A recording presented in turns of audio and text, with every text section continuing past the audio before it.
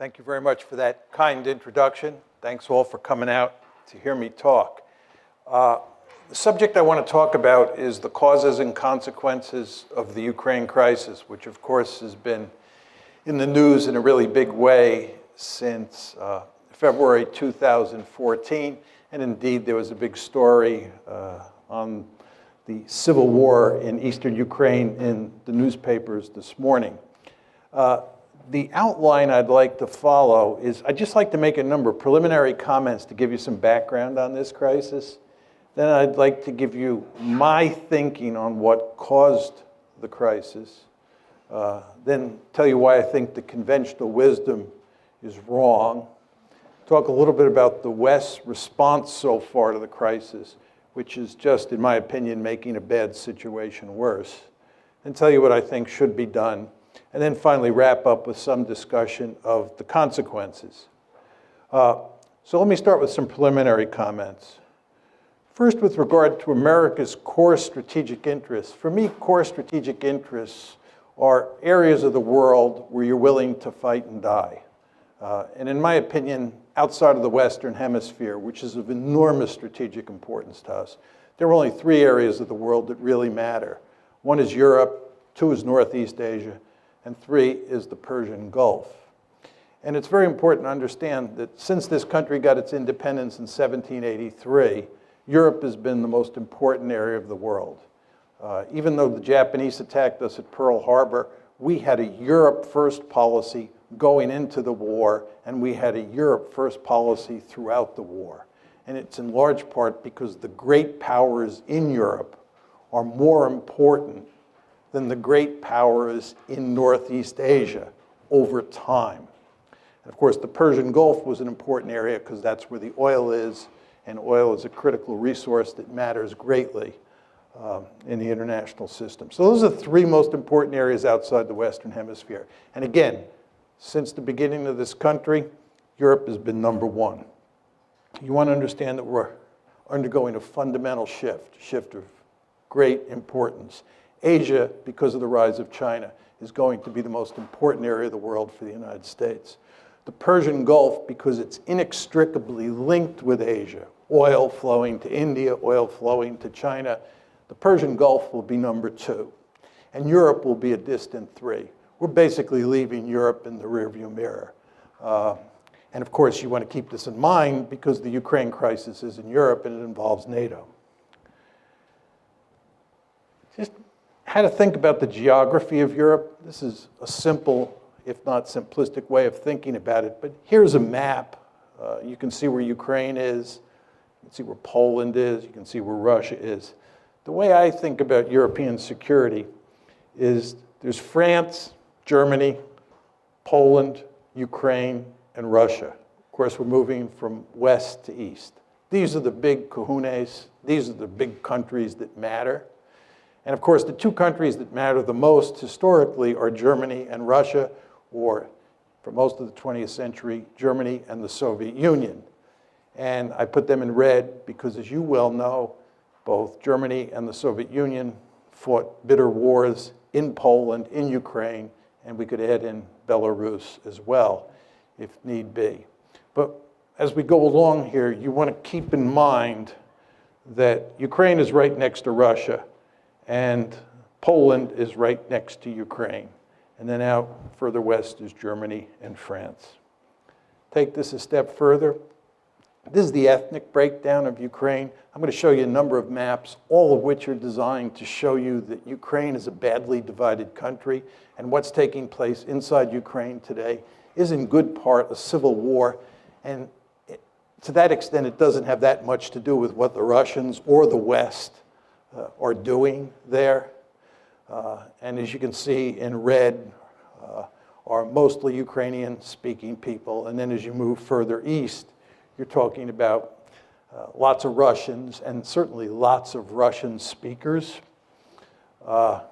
This is the Ukraine election of 2004. This is the election in the wake of the famous Orange Revolution, which I'll talk more about. As you can see, the country is badly divided between the East and the West. The Russian speakers in the East and the Ukrainian speakers in the West. This is the 2010 election, which resulted in Yanukovych getting elected. I'll talk about President Yanukovych as we go along. He was elected in 2010. And you can see there the voting patterns in the 2010 election look a lot like the voting patterns in the 2004 election. And then these are two recent surveys that came out from the International Republican Institute, that's here in the United States. This one says, if Ukraine could enter only one international economic union, which of the following should it be? And of course, the blue is the EU, and the light blue is the customs union, or actually the red is the customs union of Russia, Belarus, and Kazakhstan.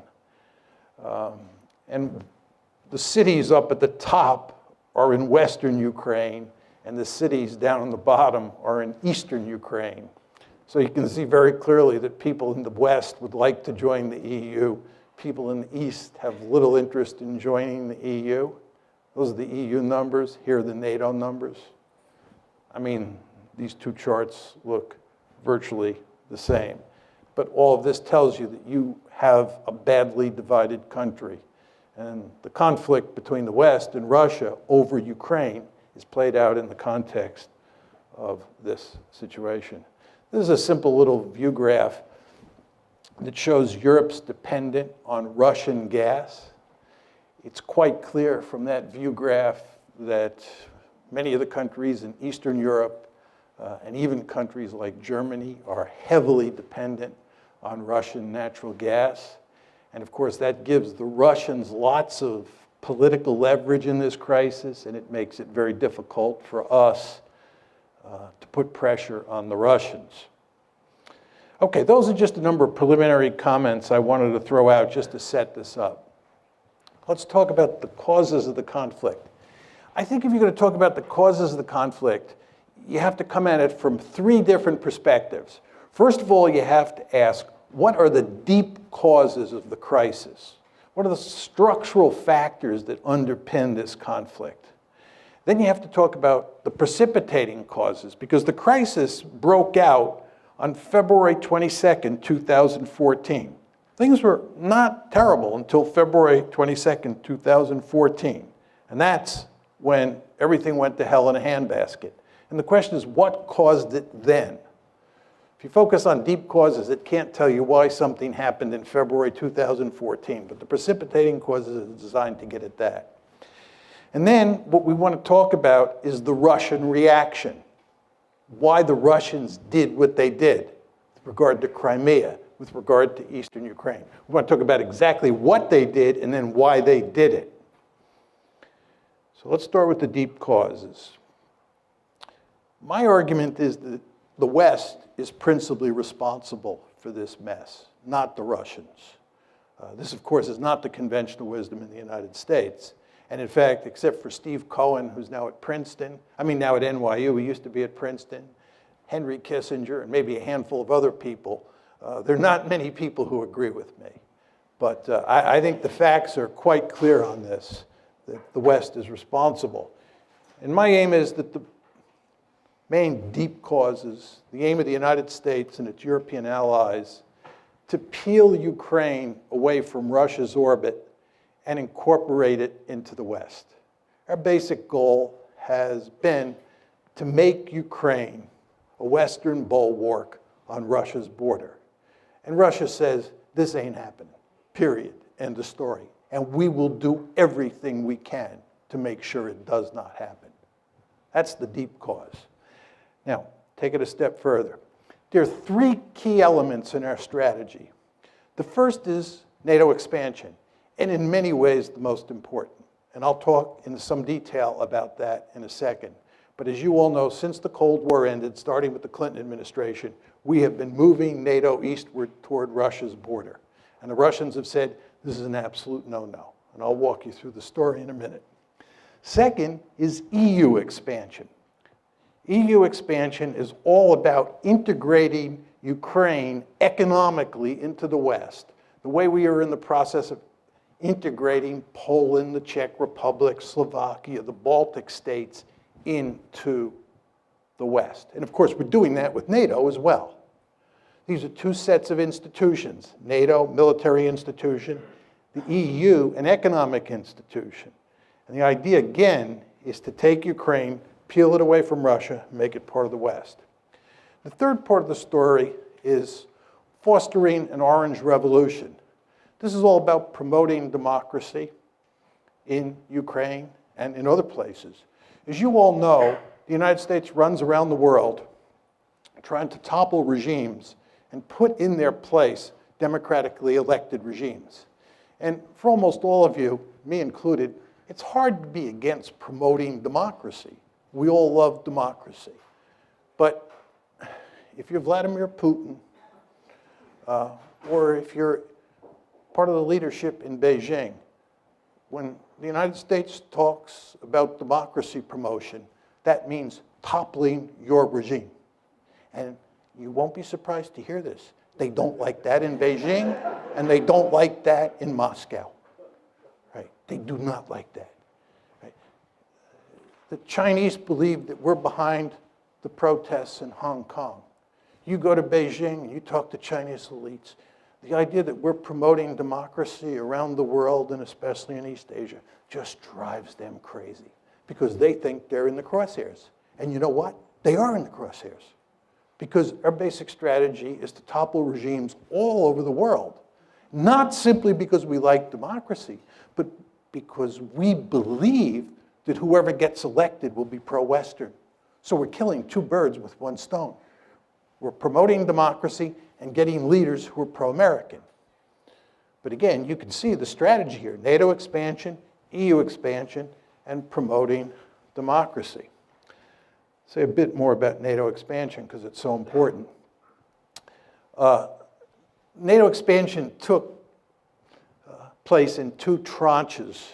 The first one was in 1999. That's when you get Poland, the Czech Republic, and Hungary incorporated into NATO. The second big tranche was in 2004. And that's when the Baltic states, you can see Estonia, Latvia, and Lithuania up top, Romania, Bulgaria, these are the light brown countries. That's the second tranche of NATO expansion. Now, the Soviets made it clear from the mid-1990s they were adamantly opposed to NATO expansion. But number one, they were too weak to do anything about it. And two, it didn't involve the states that were right on their border.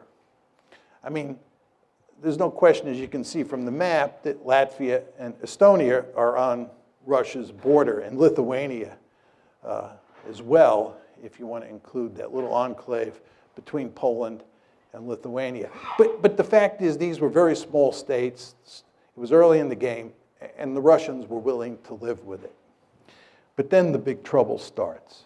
And it comes in the famous Bucharest summit, NATO's Bucharest summit in April 2008, where at the end of the summit, a declaration is issued which says, NATO welcomes Ukraine's and Georgia's Euro-Atlantic aspirations for membership in NATO. We agreed today that these countries will become members of NATO. The Russians made this perfectly clear. This was unacceptable. Russia's deputy foreign minister said, Georgia's and Ukraine's membership in the alliance is a huge strategic mistake which will have most serious consequences for pan-European security. Putin himself said, Georgia and Ukraine becoming part of NATO is a direct threat to Russia.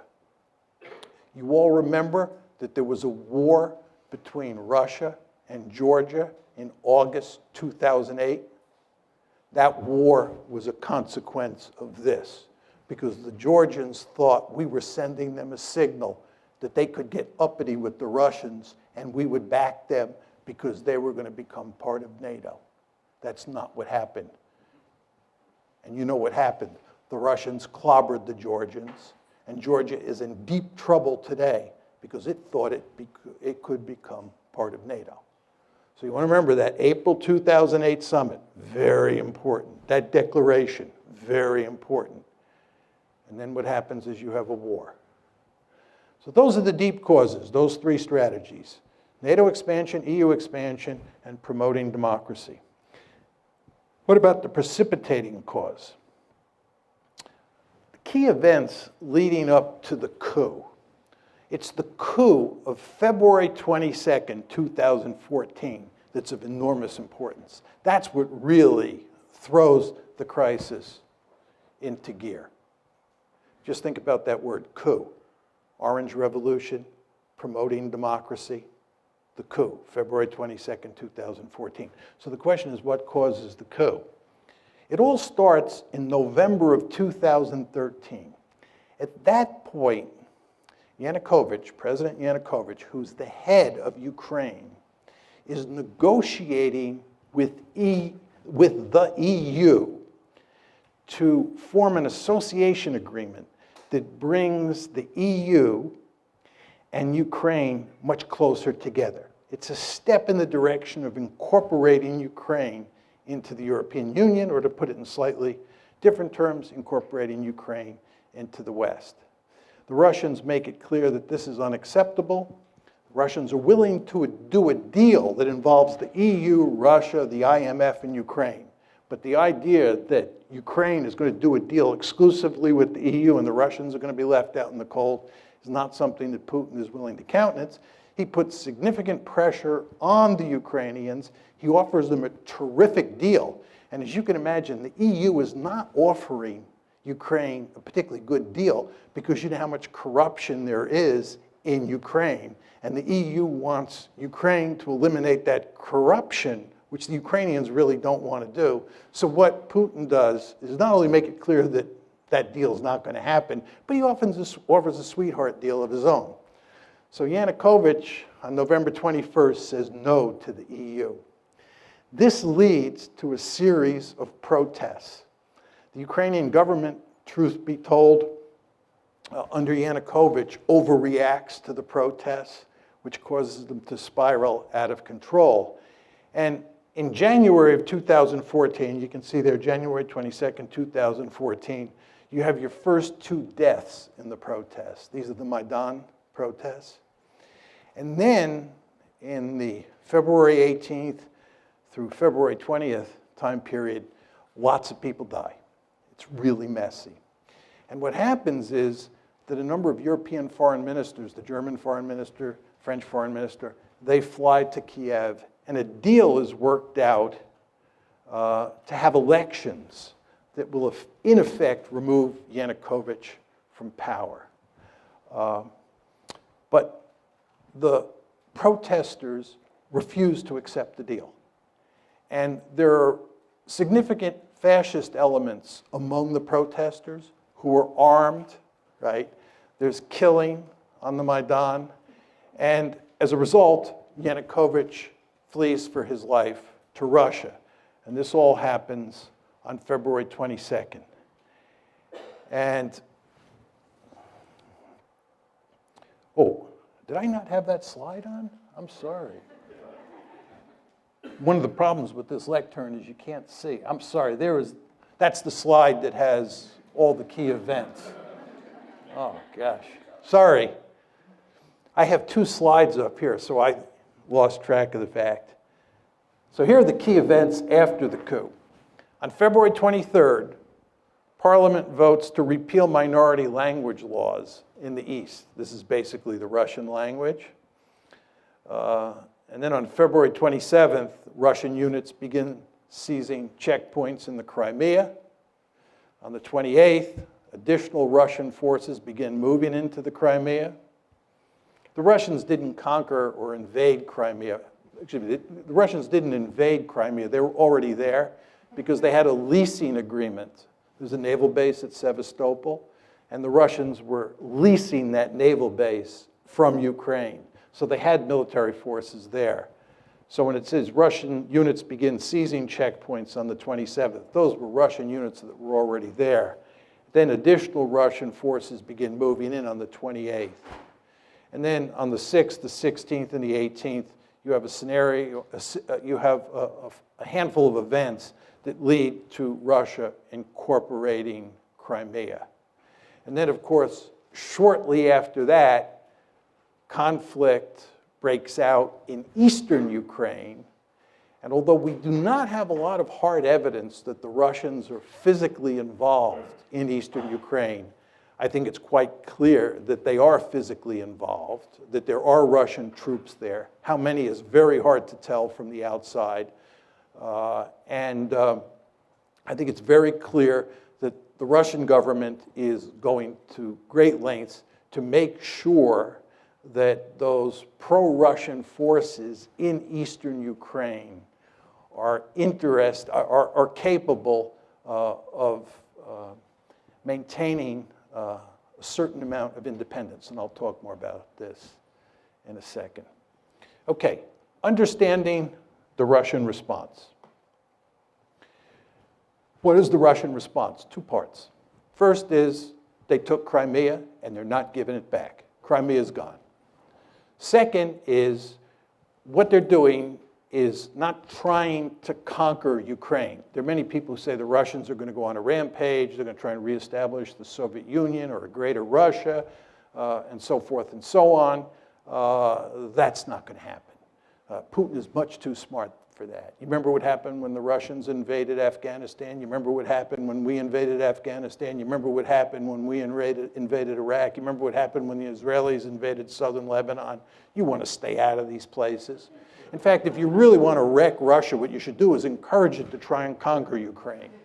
Putin, again, is much too smart to do that. What Putin is doing is he's basically in the process of wrecking Ukraine, and he's telling the West in very simple terms, you have two choices. You either back off, right, and we go back to the status quo ante before February 22nd, 2014, where Ukraine is a buffer state, or you continue to play these games where you try and take Ukraine and make it a Western bastion on our doorstep, in which case we'll wreck the country. And they are, of course, now in the process of wrecking it, right? And they're going to keep this conflict going for as long as they have to. That's the basic game here. Again, two steps. One, took Crimea. No way they're going to ever let Crimea become a NATO base. And remember, the name of the game here is to make Ukraine part of NATO. Not happening. And they're not getting Crimea. We've taken Crimea, we're keeping it, number one. And number two, you want a frozen conflict or you want to wreck Ukraine so that it can't become part of the West. Question number two here is what motivates this? What motivates this is that Russia is a great power and it has absolutely no interest in allowing the United States and its allies to take a big piece of real estate of great strategic importance on its western border and incorporate it into the West. This should be hardly surprising to the United States of America. As all of you know, we have a Monroe Doctrine. The Monroe Doctrine basically says that the Western Hemisphere is our backyard, and nobody from a distant region is allowed to move military forces into the Western Hemisphere. I can tell from looking at the audience that most of you are old enough to remember the Cuban Missile Crisis like I am. You remember how we went stark raving crazy at the idea of the Soviets putting military forces in Cuba? This is unacceptable. Nobody puts military forces in the Western Hemisphere. That's what the Monroe Doctrine is all about. Can you imagine 20 years from now a powerful China forming a military alliance with Canada and Mexico and moving Chinese military forces onto Canadian and Mexican soil, and us just standing there and saying, this is no problem. We're all 21st century people, and worrying about Chinese forces there is what 19th century people like Vladimir Putin worry about. Of course that's not going to happen. We're going to maintain the Monroe Doctrine with regard to China just as we did with the Soviet Union during the Cold War. So nobody should be surprised that the Russians were apoplectic about the idea of us putting Ukraine on the western side of the ledger. And by the way, they told us, I gave you the quotes, in the wake of the Bucharest summit. I told you what happened in August 2008 with the Georgia War. The precedents were there. The rhetoric was there. They told us. But we did not stop our efforts to make Ukraine part of the West. And the Russians responded. Was it surprising? For some reason, President Obama and virtually all of the elites in the West were surprised. I guess this is because they're 21st century people, right? And they think that balance of power politics doesn't matter anymore. If you think these people in Washington and most Americans are having trouble dealing with the Russians, you can't believe how much trouble we're going to have with the Chinese. I'm very popular in China. I go to China quite often. And I usually start my talks by saying, it's good to be back among my people, because when I'm in China, I'm intellectually much more at home there than I am in Washington, because in Beijing, much like in Moscow, you're dealing with 19th century people like me. Whereas in Washington, you're dealing with 21st century people. I think the Chinese are going to eat our lunch, right? Talk a bit about the conventional wisdom. Conventional wisdom is that Putin is the main cause of the crisis. Some say he's either crazy or irrational. Angela Merkel was making this argument for a while. He's bent on creating a greater Russia, and he bears marked resemblance to Adolf Hitler. I'll say a few words about each of these. I know a great deal about Adolf Hitler. I've written and I teach extensively on Nazi Germany's behavior in the 30s and during World War II. The idea that he bears any resemblance to Adolf Hitler is laughable in the extreme. It's hard to believe that serious people make that argument. The idea that he's bent on creating a greater Russia, I think if he could do it, he'd do it. He can't do it. Russia's a declining great power. And as I said to you before, if they were to try and create a greater Russia by invading Ukraine and by invading the Baltic states, they'd be jumping into the briar patch. In fact, again, if you want to wreck Russia, what you should do is tell them to try and create a greater Russia. It will lead to no end of trouble. I think Putin is much too smart for that, and he is in the process of wrecking Ukraine. I want to make that clear. And he's wrecking Ukraine because he's basically saying to the West, you can't have it, and I'll wreck it before you take it. Is he crazy or irrational? I don't think so. I think he's very strategic. And I don't think he's the main cause of the crisis, as I said to you. Another set of arguments associated with the conventional wisdom. This is that the United States is a benign hegemon seeking to promote European stability, seeking to promote stability in Asia, all over the globe, and so forth and so on. There's some countries like Japan and Germany, for sure, Poland, who view the United States as a benign hegemon. There are many countries out there who do not. Iran is one, China's another, and Russia's a third. They just don't see it that way. And because they don't see it that way, you should understand that when you take measures, you meaning the United States, that you think are going to be interpreted as benign, the other side will not see them that way. They will see them as threatening. This gets back to my point about democracy promotion. We believe democracy promotion is an unalloyed good, and we can't understand why people like Putin and the leaders in Beijing don't understand this, but they don't understand it. And if you don't recognize what other people think, you're incapable of putting yourself in their shoes, you're going to get yourself into a heck of a lot of trouble. And of course, that's exactly what happened here. And then another argument is that Putin's behavior proves that it was wise to expand NATO eastward to try to include Ukraine and Georgia, right? What's very interesting is that there is no evidence that we thought Putin was aggressive before the crisis. There's no evidence that we thought that. There's no evidence that we were talking about expanding NATO because we had to contain the Russians. Because again, NATO expansion was driven by 21st century men and women. They believed balance of power politics is dead. That's what happened here. Do you understand? Putin is a 19th century man, right? He does view the world in terms of balance of power politics, as do we when it comes to the Monroe Doctrine in the Western Hemisphere. But in this case, in the case of Europe, we were thinking like 21st century men and women. And we thought that we could just drive right up to his doorstep and it wouldn't matter, right? We did not think that Russia was aggressive.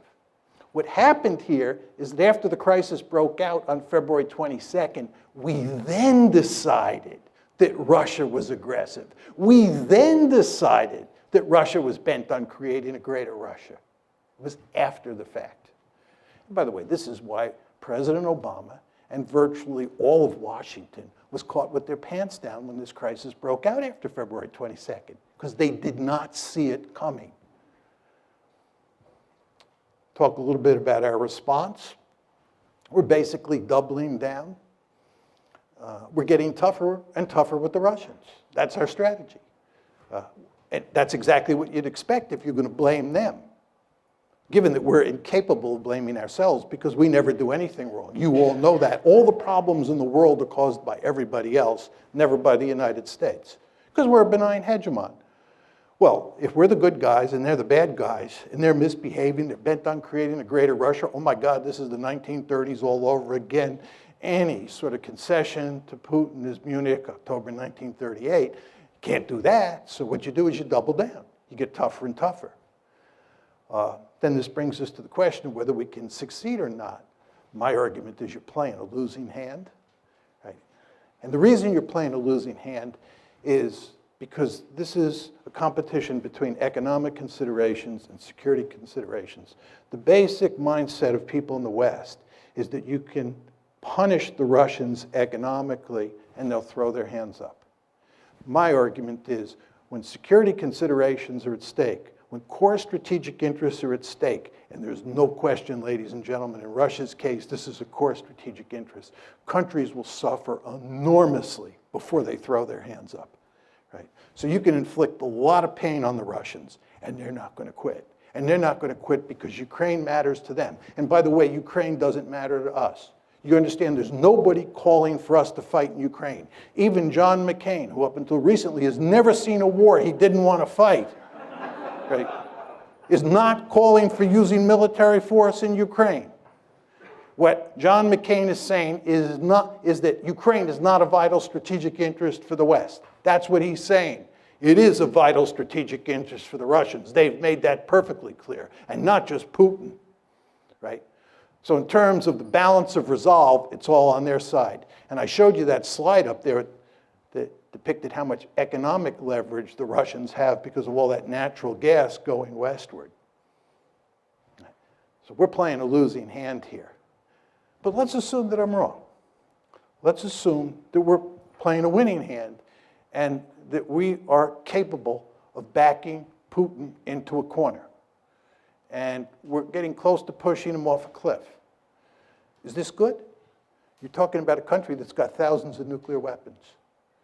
And the only circumstance, really, under which states use nuclear weapons is when they're desperate, when they think their survival is at stake.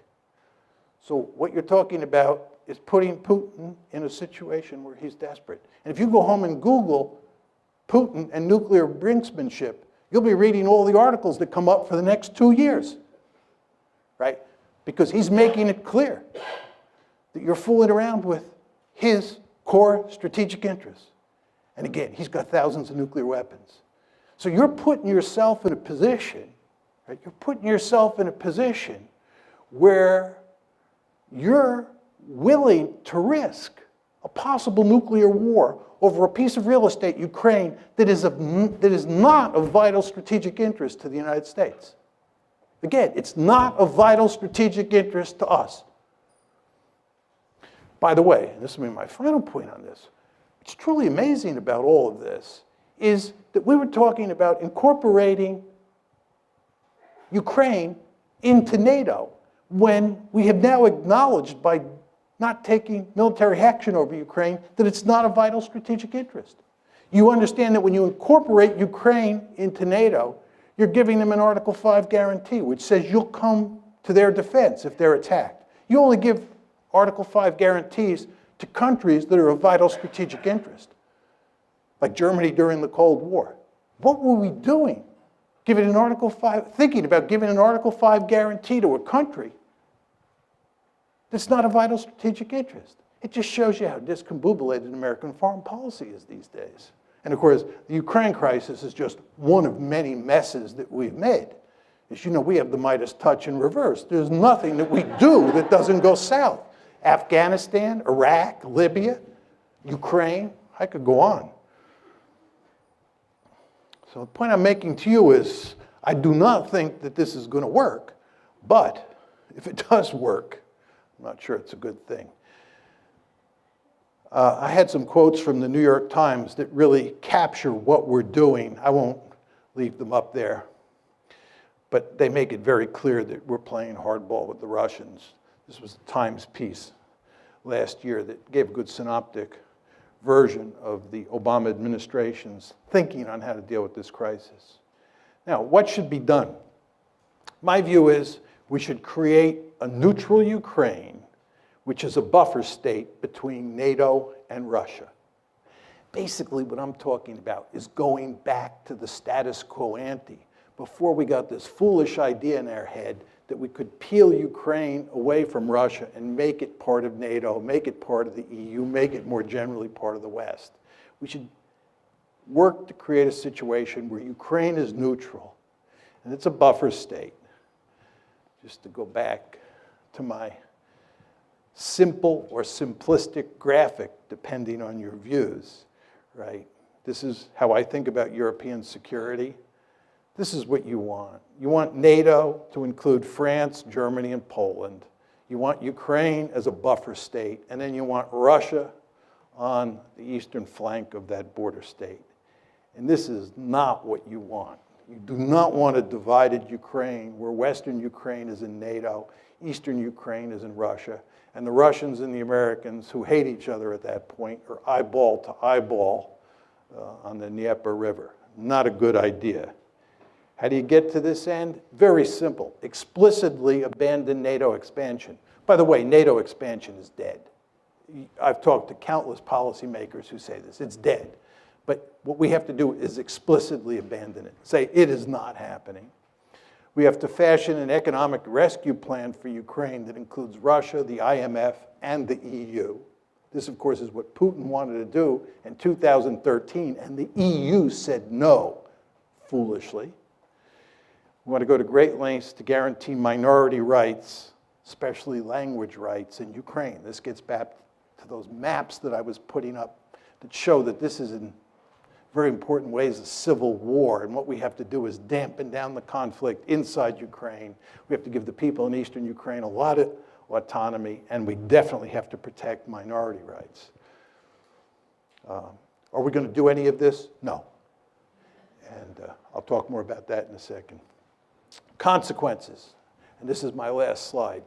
Will there be a new Cold War? No. Russia is not the Soviet Union, and as I said to you before, we have a potential peer competitor on the horizon who could be of proportions we've never seen before. The Chinese threat, once it materializes, is going to be something like we've never seen. We're going to have our hands full in Asia. Europe is not going to matter, and Russia is going to be with us. The balancing coalition against China is going to be South Korea, Japan, Vietnam, Taiwan, Singapore, India, and Russia.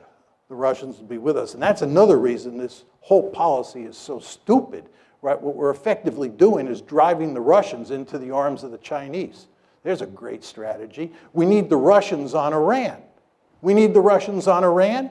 We drive the Russians closer to the Iranians. You saw where they just sold the Iranians S-300 anti-aircraft missiles. We need the Russians on Syria. We need the Russians on all sorts of issues. We don't need to have a fight with the Russians now.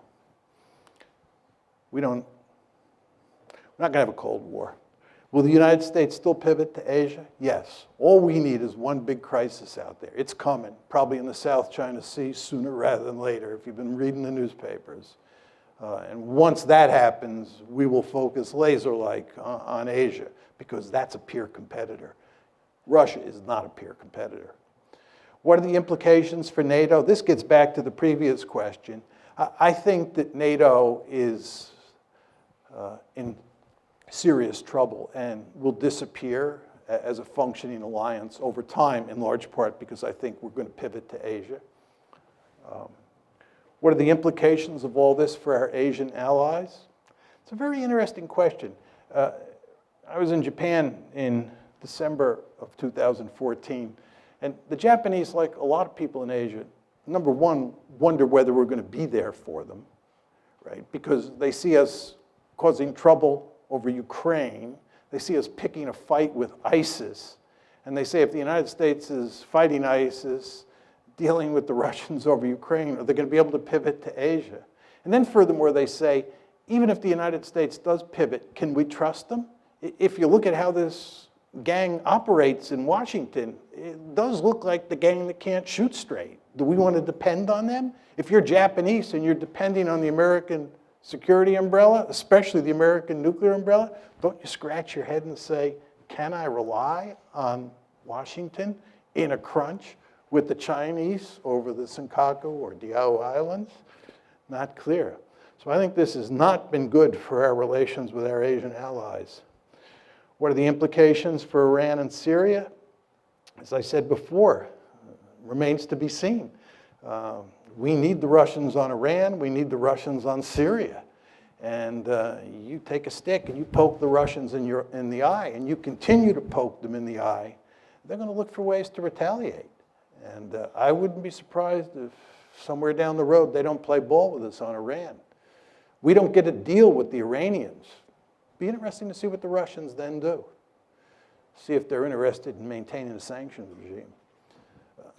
And Syria is a total mess, as you know, and if there's any hope of resolving that, the Russians are going to have to be involved. And again, it's going to be hard to get a lot of cooperation, given what's going on over Ukraine. Is Crimea lost to Russia for good? Yep, it's gone, gone.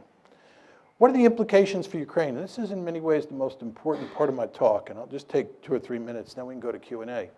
When I give this talk, many people in the West think that there's sort of a deep-seated immoral dimension to my position because I'm blaming the West and not Putin, who certainly has authoritarian or thuggish tendencies. There's no question about that. But I actually think that what's going on here is that the West is leading Ukraine down the primrose path. And the end result is that Ukraine is going to get wrecked. And I believe that the policy that I'm advocating, which is neutralizing Ukraine and then building it up economically and getting it out of the competition between Russia on one side and NATO on the other side, is the best thing that could happen to the Ukrainians. What we're doing is encouraging the Ukrainians to play tough with the Russians. We're encouraging the Ukrainians to think that they will ultimately become part of the West because we will ultimately defeat Putin and we will ultimately get our way. Time is on our side. And of course, the Ukrainians are playing along with this. And the Ukrainians are almost completely unwilling to compromise with the Russians and instead want to pursue a hardline policy. Well, as I said to you before, if they do that, the end result is that their country is going to be wrecked. And what we're doing is, in effect, encouraging that outcome. I think it would make much more sense for us to work to create a neutral Ukraine. It would be in our interest to bury this crisis as quickly as possible. It certainly would be in Russia's interest to do so. And most importantly, it would be in Ukraine's interest to put an end to the crisis. Thank you.